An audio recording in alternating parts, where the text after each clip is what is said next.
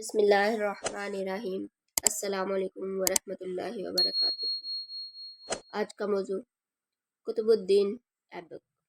ایک بار تاجر غلاموں کی منڈی میں گیا تو اسے ایک ترک لڑکا ملا جو بہت پسند آیا اور اسے تاجر نے فوراً خرید لیا۔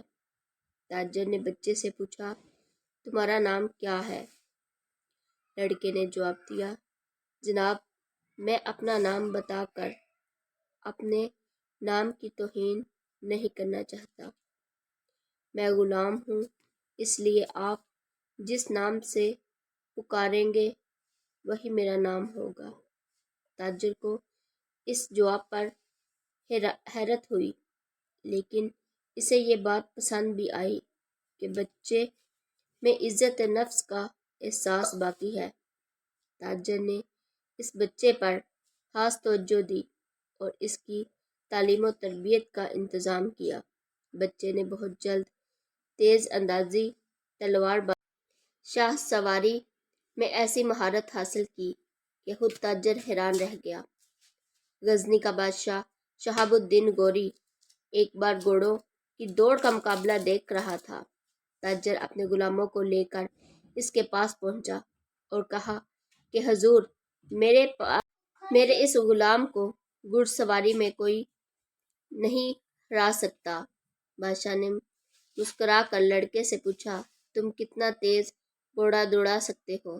لڑکے نے انتہائی ادب سے جواب دیا، حضور، گھوڑے کو تیز دوڑانے سے زیادہ ضروری ہے اسے اپنا مطیع بنانا ہوتا ہے۔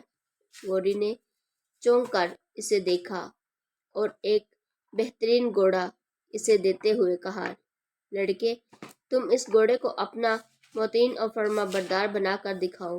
لڑکا اچھل کر گھوڑے پر بیٹھا اور کچھ دیر اسے چلا کر لے آیا، پھر پلٹ کر واپس آیا۔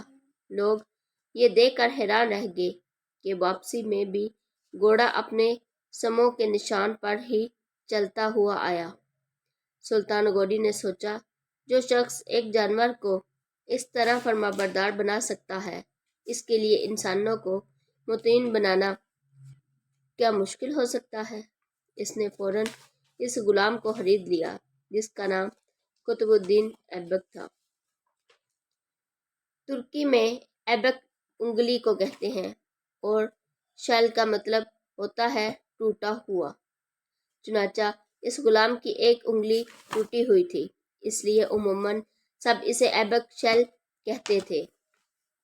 پھر ایبک اس کے نام کا جزو بن گیا اور اس نے قطب الدین ایبک کے نام سے ہندوستان پر حکومت کی۔ دلی کی قوت اسلام مسجد اور قطب مینار اس کی یادگار ہے۔ امید کرتی ہوں میری آج کی ویڈیو آپ کو پسند آئی ہوگی۔ ایسی اور بہت سی ویڈیو دیکھنے کے لیے میرے چینل کو لائک کریں، شیئر اور سبسکرائب کریں۔